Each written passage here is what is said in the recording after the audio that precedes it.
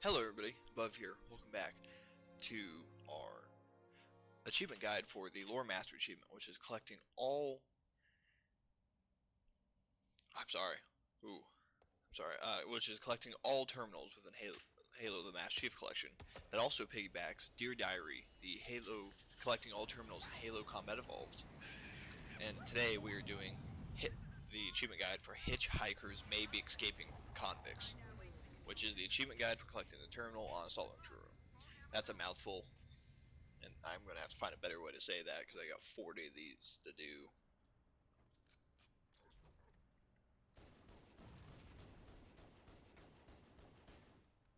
Yeah, so this section, we're here in the Assault Control Room. You can skip all the way to the end if you want. This terminal is right before we enter the final area, when you can potentially get your first Banshee, is when this is. So I am actually going to cheese this. So I did switch our difficulty up to heroic. Oh, come on. Oh, come on. God, I've not played C way too long. Are you... Not one of these is gonna... There we go. I'm resetting checkpoint. That's so ridiculous. Like, all three of those tracked, like, all the way around him. Also, he should not be seeing us yet. That hit him right in the chest. What are you talking about? What are we talking about? That didn't get him. Also, I definitely had a plasma pistol going into this checkpoint, but whatever. Yeah, so you don't even have to kill all these guys. I'm just having a tantrum right here. So, ignore me. But yeah, I will be... It, like, stopped the melee twice. For whatever reason. Stops my melee twice, and then the time I went and wasn't... At, like, the time I could actually hit him, it just, like, refused to actually hit him. Interesting.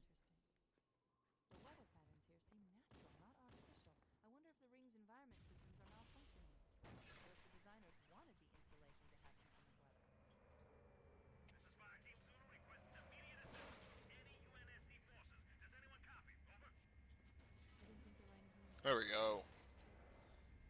Took about 10 hours, but there we go.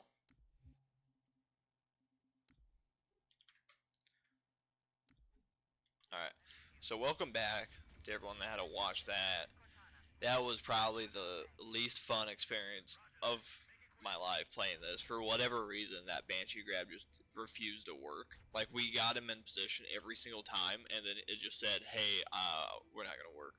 Like, literally, the Banshee kept flipping upside down, and then just would not, the guy wouldn't get out. Like, the Banshee was sitting upside down completely, and he just wouldn't leave. It was so ridiculous. Just the disrespectful nature of MCC these days. Like, the developers don't care about us, and they don't care about the product. But, you know, that's how it goes. I still love the original product, and that's what I'm here to play and enjoy. No, I don't really care for 343 or Halo Studios or whoever they pretend to be, but I'm here to enjoy what I want to enjoy. My rant out of the way now. But yeah, so once you grab the Banshee, you can literally just fly to the end of the level. This is the speedrun trick, especially if you can get the Banshee grab done fast. I was not able to this time. Something I recommend is trying to sit here and get a checkpoint as well. Just so you have some place to go back to when it inevitably kind of tries to screw you. I think I'm just going right there.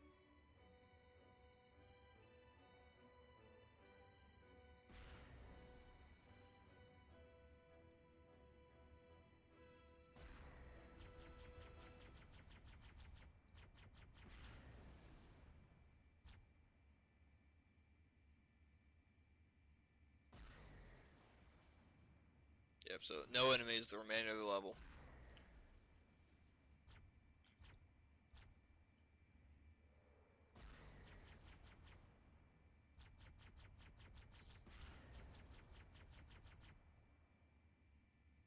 Just kind of got to get through this. You can fly right over all this.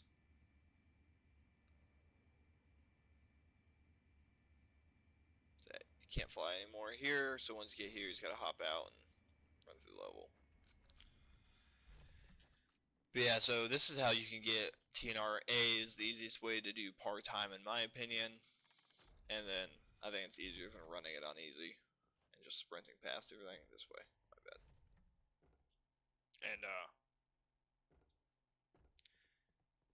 that and the easiest way to get your legendary speedrun time. So I think my legendary speedrun time for this is like a 5-minute mission. Getting through the first area is the hardest bit, especially once you practice Banshee Grab and get it done well. It works, and also like you'll have days where it works for you and days you don't. I mean, like for me, typically I can get it within 5 tries. Today that didn't happen, mainly just because someone said that we weren't allowed to succeed. But hey, we succeeded anyhow, so you know they'll figure it out. But yeah, so. But, you know, it might take you 10, 20 tries, but if you get it once, you can typically do it pretty well.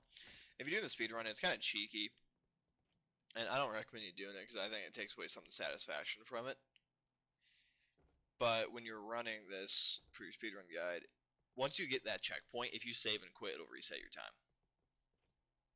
So if it takes you more than 2 or 3 attempts, save and quit, it resets your time back to that checkpoint, and so you're back to like 2-3 minutes, whatever it took you to get through the opening section, and you're right there on that checkpoint trying to get Banshee Grab.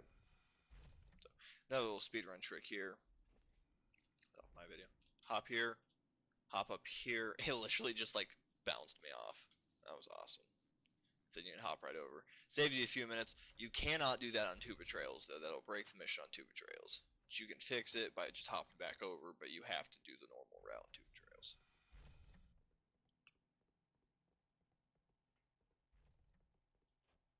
Doors on the right, if I'm correct. I was wrong. Doors on the left.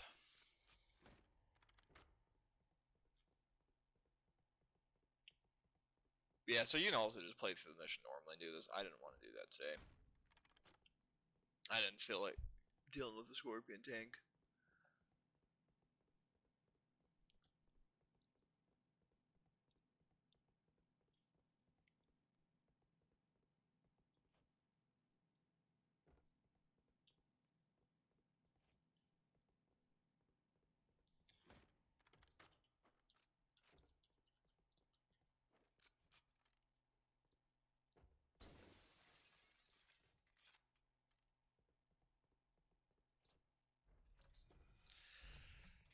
This door should lead us out to the bridge. Should make this a lot easier. Yep. So, once we're here in your last section, just hop the Banshee and go straight down. That's all we gotta do. So, and it's a really easy one to find too. It's in this crevice right here. And there's a couple weapons down here. And I think there's a sniper down here. Stock up on some ammo. But you come down here, here's your terminal.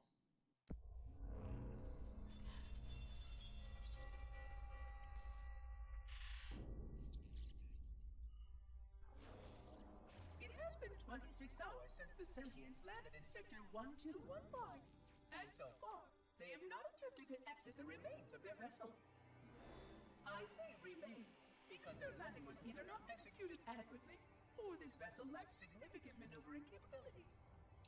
The visible portions of the vessel have suffered catastrophic structural damage during the violent landing experience. I have detected atmospheric leaks in 17 distinct locations along the hull. My analysis shows that the mixture of gases coming from the ship matches the natural atmosphere on my installation almost exactly. Perhaps the occupants, if they're still there, were originally cataloged here. Perhaps these beings will confirm that the plan was successful, and that the galaxy has returned to its proper cadence. I am beyond optimistic. But I do not understand why these sentients have not attempted to exit their vessel. Other than the leaking atmosphere, the only thing emanating from this wreckage is an automated distress call. accurately translating this automated broadcast. But with such a limited data set and no direct communication, I do not anticipate full comprehension. Given the short-range nature of this craft, it is likely that other vessels are nearby. But, in accordance with procedure, I am blocking the distress call. No communication of the location of any installation is permissible. I admit great curiosity about these visitors. While the plan is quite clear about procedure for this situation, I have my doubts. How many failure points can the plan sustain before blind adherence becomes counterproductive? Surely, in light of all that has changed, I should be able to modify my responses to adapt to it. No, I have duties. And I have a terrible cargo here. I must be sure. I shall obey and content myself to monitor. I hope they come out soon, though. So many questions to ask. So many questions.